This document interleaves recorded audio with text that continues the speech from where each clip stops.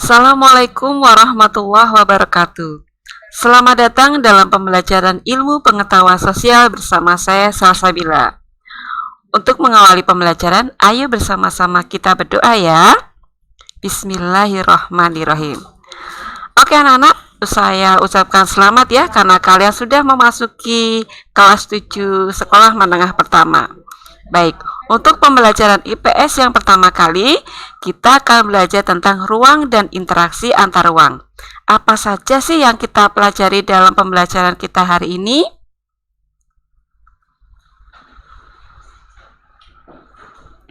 Yang pertama, saya akan menyampaikan terlebih dahulu tentang tujuan pembelajaran kita. Kemudian baru saya menyampaikan materi dan saya akan memberikan latihan soal-soal, kemudian dilanjutkan dengan refleksi. Nah, inilah tujuan pembelajaran kita. Tujuan pembelajaran kita adalah diharapkan setelah kalian mempelajari materi ini, kalian akan dapat menjelaskan tentang pengertian ruang, menjelaskan pengertian interaksi antar ruang, menjelaskan penyebab terjadinya interaksi antar ruang, dan menjelaskan bentuk kondisi saling bergantung yang diperlukan untuk terjadinya interaksi antar ruang. Itulah 4 tujuan pembelajaran kita. Mudah-mudahan bisa kita capai bersama ya. Ayo anak-anak perhatikan gambar berikut ini. Nah, ini gambar apa anak-anak? Betul sekali, ini adalah gambar tiruan bola dunia. Ada gambar rumah, ada gambar sungai, dan ada gambar hutan.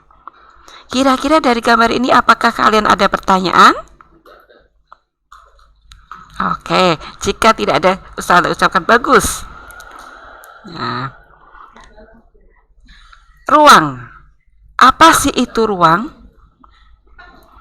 Ada yang bisa menjawab? Atau bingung? Nah, padahal kalian biasanya sering mendengar ya kata-kata ruang ya. Di sini Ustazah menyampaikan bahwa ruang adalah tempat di permukaan bumi, baik secara keseluruhan maupun hanya sebagian yang digunakan oleh makhluk hidup untuk tinggal. Jadi, ada rumah, kemudian ada kamar. Nah, itu ada yang sebagian kecil berarti kamar kalian, kemudian ada secara keseluruhan yaitu rumah kalian, itu disebut juga dengan ruang. Lalu apa itu interaksi antar ruang? Interaksi antar ruang adalah interaksi antara aspek-aspek yang ada dalam ruang. Interaksi antar ruang ini dapat berupa 3 bentuk. Yang pertama adalah perpindahan arus orang atau yang disebut dengan mobilitas penduduk. Kemudian yang kedua, perpindahan arus barang atau yang disebut dengan transportasi. Dan yang ketiga, perpindahan arus informasi. Interaksi antar ruang ini merupakan perpindahan dari satu daerah ke daerah lain atau dari daerah asal menuju daerah tujuan. Seandainya kalian berada di kota Pekalongan, kemudian kalian berpindah domisili di Jakarta, itu dapat disebut dengan interaksi antar ruang. Kemudian ada kondisi saling bergantung. Apa itu kondisi saling bergantung? Ada syarat-syarat yang harus dipenuhi dalam interaksi antar ruang atau kondisi saling bergantung ini. Yang pertama disebut saling melengkapi atau complementarity. Ustazah beri contoh, terdapat wilayah A yang merupakan surplus sayuran, misalkan contohnya adalah kota atau daerah Dieng ya. Kemudian wilayah B merupakan surplus ikan, contohnya adalah kota Pekalongan kita sendiri. Dan dari sini terjadi interaksi saling melengkapi. Dari wilayah A membutuhkan ikan, maka berhubungan dengan wilayah B. Sedangkan wilayah B butuh makan sayuran, maka harus berinteraksi dengan wilayah A. Nah, ini saling melengkapi ini terjadi bila antara satu daerah dengan daerah lain menghasilkan komoditas yang berbeda, dampaknya interaksi semakin kuat. Jadi seandainya hanya ada 2 wilayah A dan B, maka interaksinya akan semakin kuat. Lalu apa interaksi yang kedua? Bentuk yang kedua adalah transferability atau Bentuk yang kedua adalah kesempatan antara atau intervening opportunity. Saya beri contoh, wilayah A surplus sayuran dan minus ikan. Contohnya seperti tadi adalah daerah Dieng. Kemudian wilayah B surplus ikan tapi minus sayuran. Contohnya adalah Kota Pekalongan. Di antara dua wilayah ini saling berhubungan, tetapi jika kemudian ditemukan ada satu wilayah yang lebih memungkinkan terjadinya interaksi, misalkan adalah wilayah C surplus ikan minus sayuran, maka akan terjadi interaksi yang kedua, yaitu wilayah A akan lebih berinteraksi kepada wilayah C karena bisa kemungkinan dilihat dari jaraknya yang lebih dekat.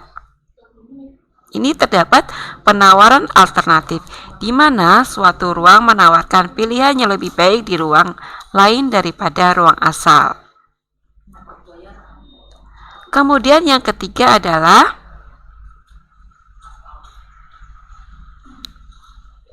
kemudahan transfer atau transferability.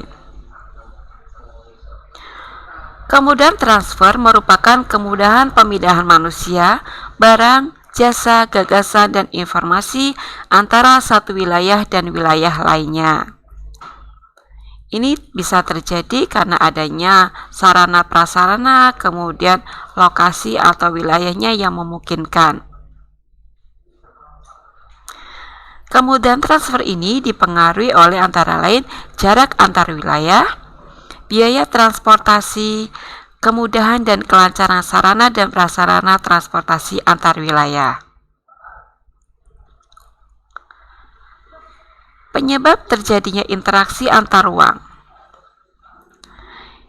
Beberapa faktor yang menyebabkan terjadinya interaksi antar ruang antara lain, perbedaan karakteristik antar ruang terjadi karena masing-masing ruang memiliki keadaan fisik yang berbeda-beda. Misalkan keadaan fisik ini meliputi kondisi tanah, bebatuan, suhu, udara, hewan, tumbuhan, dan lain-lain. Misalkan untuk wilayah Pekalongan, kondisi tanahnya subur, kemudian suhu udaranya cukup panas karena Pekalongan berada di pantai sebelah utara. Sementara hewan yang terdapat, hewan yang ada juga di wilayah lain. Perbedaan karakteristik ruang ini mengakibatkan adanya interaksi antar satu ruang dengan yang lainnya. Lalu apakah dari interaksi ruang itu ada dampaknya? Iya, jelas ada anak-anak. Lalu apa itu dampak interaksi antar ruang? Dampak interaksi antar ruang yang pertama adalah berkembangnya pusat-pusat pertumbuhan. Kita lihat seperti yang ada di ibu kota kita Jakarta. Nah, begini tampilan ibu kota kita Jakarta ya. Tumbuh pusat-pusat pertumbuhan. Ada tempat pembelajaran, ada rumah sakit, kemudian juga sarana prasarana yang lainnya. Dampak interaksi antar ruang yang kedua adalah perubahan penggunaan lahan. Jika dahulu banyak sekali lahan berupa lahan pertanian, tapi sekarang lahan pertaniannya sudah berubah menjadi lahan untuk perumahan. Miris sekali anak-anak ya, karena pertanian kita sudah sangat berkurang. Karena semuanya sudah dibangun gedung, sudah dibangun rumah, dan lain sebagainya. Adapun dampak interaksi antar ruang yang ketiga adalah perubahan orientasi mata pencaharian. Jika dari pertanian, maka otomatis mata pencahariannya adalah sebagai petani. Tapi berbeda dengan sekarang, mata pencahariannya sudah berorientasi terhadap industri dan jasa. Ini bisa dilihat dari gambar ini. Ini orientasinya sumber daya alam, yaitu hasil-hasil pertanian. Kemudian yang ini orientasinya adalah industri dan jasa, baik industri otomotif ataupun jasa di bidang barbershop. Dampak interaksi antar ruang yang berikutnya adalah berkembangnya sarana prasarana. Ini seperti yang tadi saya berikan di yang pertama, bahwa dengan adanya interaksi antar ruang ini terdapat banyak sekali jalan-jalan tol, kemudian Stasiun kereta api juga sudah berkembang pesat dan bandara internasional maupun pelabuhan-pelabuhan besar juga sudah berkembang di Indonesia.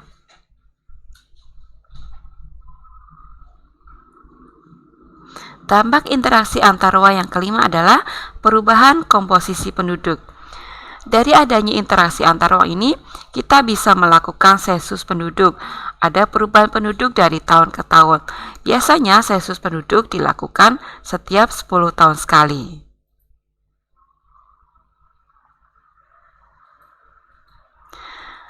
Adapun dampak interaksi antar ruang yang keenam adalah perubahan sosial budaya. Seperti kita lihat pada gambar di sini.